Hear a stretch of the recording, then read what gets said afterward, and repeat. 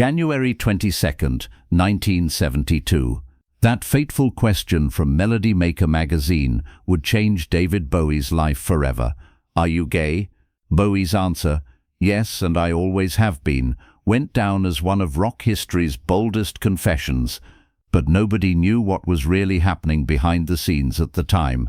The letter Angie Bowie found in their bedroom, the secret meetings with Mick Jagger, and the truth David was desperately trying to hide.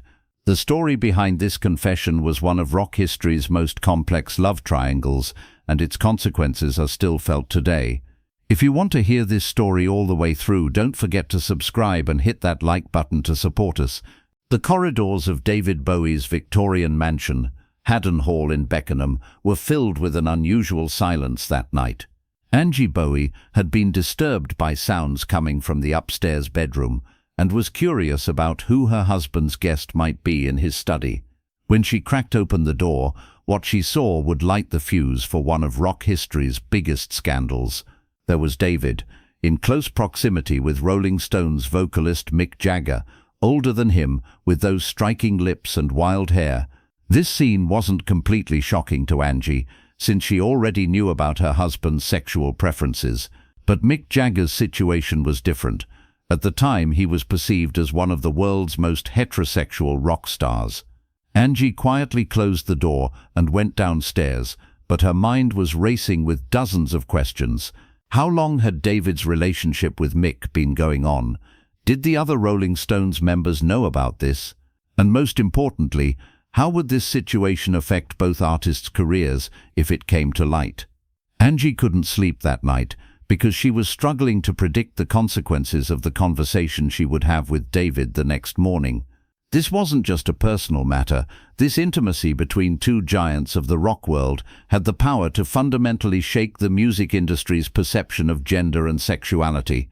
The next morning, David Bowie started his interview with Melody Maker magazine, more tense than usual. Journalist Michael Watt's questions seemed routine at first, his new album Hunky Dory, musical influences, future plans.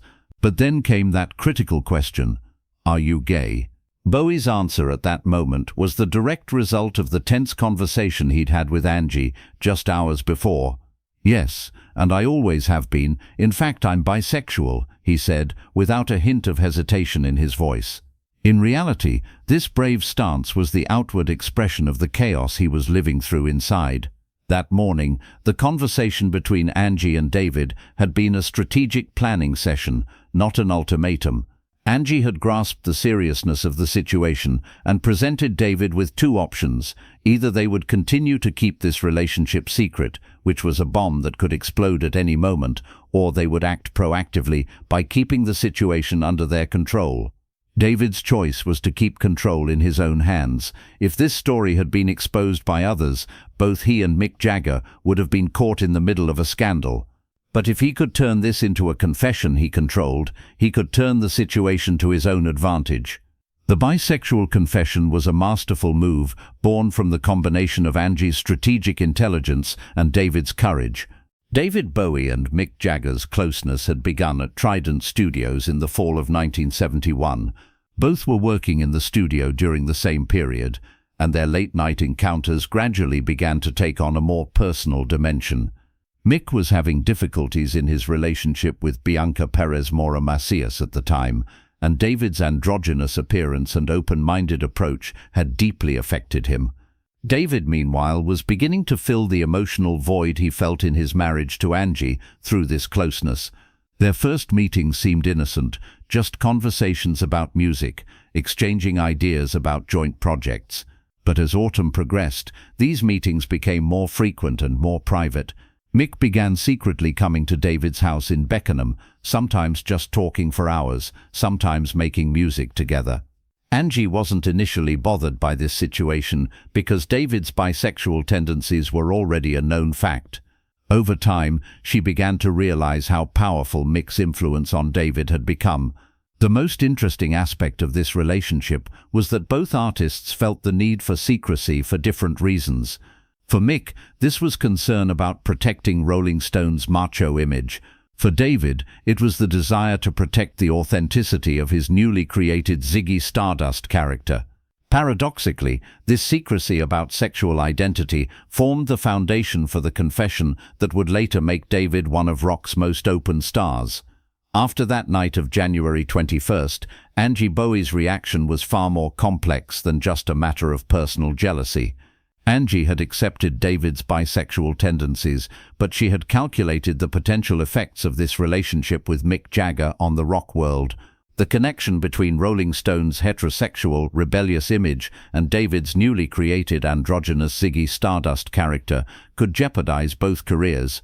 Angie's real fear was that this scandal would be magnified uncontrollably by the press, and eventually David's musical identity would be overshadowed. In her conversation with David the next morning, Angie demonstrated her strategic thinking capacity. "If this relationship is going to come out, it needs to come out the way you control it," she told David. "Otherwise, the tabloids will tell this story however they want." This conversation determined the behind-the-scenes strategy for David's interview with Melody Maker. Angie's suggestion was simple but effective. David should confess his bisexuality, but never detail his special relationship with Mick. This strategy was an unprecedented move in rock history, turning a scandal into a personal act of courage and presenting it to the public in a controlled manner. Angie's plan would not only save David's career, but also protect Mick Jagger's image, because if the bisexuality confession remained a general statement, no one could question the special connection with Mick. That famous interview with Michael Watts was one of the most calculated moments of David Bowie's career. Before the interview, David, Angie and his manager Tony DeFries had held a detailed strategy meeting. DeFries initially opposed the risks of this confession, warning, "This could be career suicide, David." David and Angie argued that this situation was already inevitable and that being proactive would be smarter. David's demeanor during the interview was a pre-planned performance. His cool, confident yet natural-seeming answers were actually lines he had rehearsed throughout the night.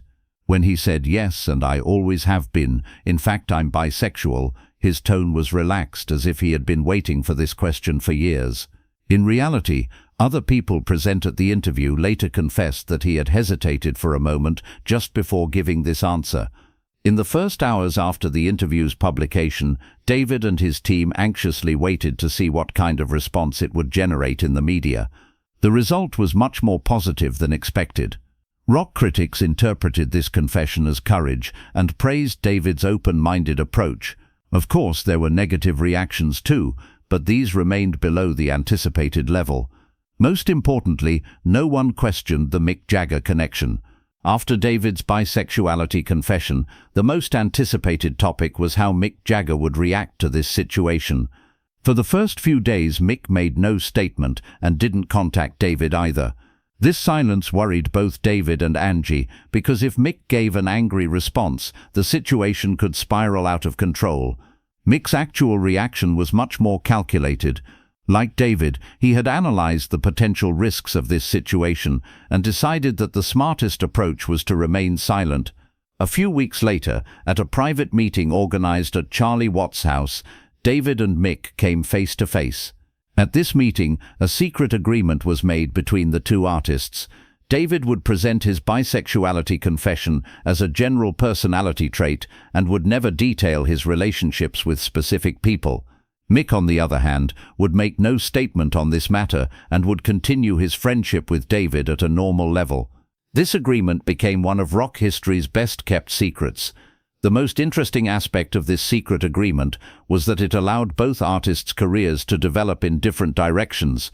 David evolved as a more experimental and androgynous artist with his bisexual identity, while Mick maintained his heterosexual bad boy image, sustaining Rolling Stone's rock and roll authority. Paradoxically, this secret relationship strengthened both artists' public images. David Bowie's 1972 bisexuality confession became a turning point in rock music's perception of gender and sexuality. Before this confession, homosexuality was taboo in the rock world, and most artists felt compelled to maintain a heterosexual image. David's statement opened a door for other artists and played an important role in the spread of the glam rock movement in the mid-1970s. Lou Reed, Elton John, and many other artists benefited from this atmosphere of freedom that David created. But the real power of this confession was that it began to question gender roles. David's androgynous appearance and bisexual identity had the effect of making the younger generation reconsider traditional masculinity and femininity patterns. Making such a confession in the early 1970s required courage because social prejudices were very strong. David's risky move was actually taken to prevent a much bigger personal scandal, but ultimately benefited the entire music industry. The long-term effects of the confession continue to this day. David Bowie's name is frequently mentioned in LGBTQ+ rights struggles, and his brave stance in 1972 is considered pioneering in terms of gender equality. David's real motivation wasn't this idealistic, but the results were extremely positive socially. This situation is the perfect example of how an artist's personal crisis can lead to major social changes. Angie Bowie's role in this process is one of the underappreciated topics in rock history. Most people see her only as David's wife, but in reality, she was the main architect of the 1972 bisexuality confession strategy. Angie's media understanding and intuition about public relations played a key role in turning this potential scandal into a controlled confession. Very few women in that era could develop such effective strategy in the rock industry. Angie's greatest success was not completely hiding David and Mick's relationship, but making it part of a bigger picture. The bisexuality confession became the perfect cover that camouflaged the special situation with Mick. This approach both protected David's artistic freedom and didn't put Mick's career at risk. In Angie's diaries from this period, it can be seen that she analyzed both scenarios in detail and chose the path they would emerge from with the least damage. The smartest aspect of Angie's strategy was not just presenting David's bisexuality as a personality trait, but also making it a natural extension of his artistic identity. Thus, this confession stopped being a scandal and was perceived as evidence of David's creativity and open-minded approach. This strategy was so successful that no one questioned the real story for years. The Ziggy Stardust character that David Bowie would create immediately after his bisexuality confession was actually the artistic reflection of this complex personal situation. Ziggy's androgynous appearance, rejection of gender roles, and the extremes of his lifestyle were the direct result of the identity confusion David was experiencing at that time. His relationship with Mick Jagger and the psychological pressure this situation created pushed David to create a completely different persona. When Ziggy Stardust's characteristics are examined, you can see a blend of both heterosexual rock and roll energy and homosexual aesthetic sensitivity. This hybrid structure was the perfect reflection of the emotional dilemma David was experiencing at the time.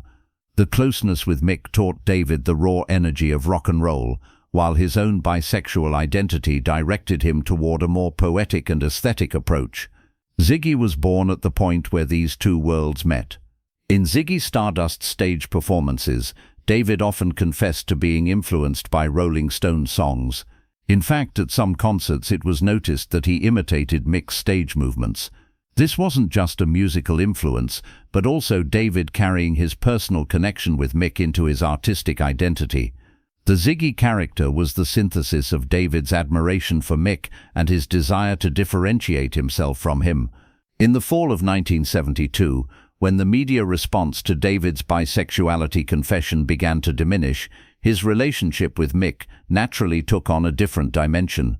Now both had overcome the risks this situation brought and could safely continue their friendship. Romantic intimacy gave way to mutual respect and musical admiration. This transformation was relieving for both artists because they could now see each other without experiencing the pressure of secrecy. From this period on, David and Mick's friendship became one of rock history's longest-lasting friendships. Very few people knew about their former intimacy, and this secret brought them even closer. Mick appeared as a guest artist on David's subsequent albums, and David took on a consultant role in some of Rolling Stone's projects. This collaboration never mentioned their romantic past, but their musical harmony always continued. Even in the 1980s, after both were married and had children, their friendship continued. Mick's interest in David's musical evolution never diminished, and David always admired Rolling Stone's rock and roll authority. This friendship was the mature result of the intense period they had experienced in their youth, and was valuable for both of them. This relationship between David Bowie and Mick Jagger is just one of dozens of similar stories that have remained hidden in rock history. The music industry of the 1970s wasn't as open about gender roles and sexuality as it is today, and many artists had to hide their true identities. David's bisexuality confession was one of the first major steps that broke this culture of secrecy and subsequently created a more open environment in the rock world. But the real story behind David's confession, Angie's discovery, the strategic planning process, and the secret agreement with Mick remained unknown for many years. These details only emerged in the 1990s through Angie's autobiography and statements from some close friends. When rock historians verified this information, it became clear how calculated the 1972 confession actually was. This story is the perfect example of the chasm between rock stars' public images and private lives. The situation David and Mick experienced shows the effects of fame's pressures on personal relationships. At the same time, this story is also an example of how a crisis can be resolved in a controlled manner. The effects of David Bowie's 1972 bisexuality confession continue to this day. David is seen as an icon in the LGBTQ+ community, and his brave stance during that period is an important reference point in the struggle for gender equality. The real motivation of the confession wasn't this idealistic, but the results were extremely positive for society. This situation is a beautiful example of how personal decisions can lead to major social changes. Today, there's a much more open environment in the music industry regarding sexual identity and gender roles. Artists don't feel pressure to hide their identities, and this is largely due to the courage of pioneers like David Bowie. David's risky decision created an atmosphere of freedom for today's generation of artists. This legacy is perhaps more valuable than all of David's musical achievements. Mick Jagger always remained silent on this subject, but in his statements after David's death, he emphasized how special he was both as an artist and as a person. These statements were found more meaningful by those who knew about their former intimacy. Mick's respect and love for David never diminished over the years. David Bowie's brave answer on January 22, 1972, "Yes, I'm gay and I always have been," didn't just change rock history, it also transformed gender perception throughout popular culture. The real story behind this confession, Angie's discovery, the secret relationship with Mick Jagger, and its strategic resolution, tells a much more complex and human drama. This story shows the real face of the rock world where love, ambition, and calculations intertwine. The decision David made that day both solved a personal crisis and became a source of hope for millions of people. The biggest irony is that this brave confession was actually made to hide an even bigger secret. In the end, David Bowie made one of rock history's most effective and important confessions, thus both saving his own career and creating a freer world for future generations. This story is perfect proof that the power of music and courage can transform personal struggles into social change,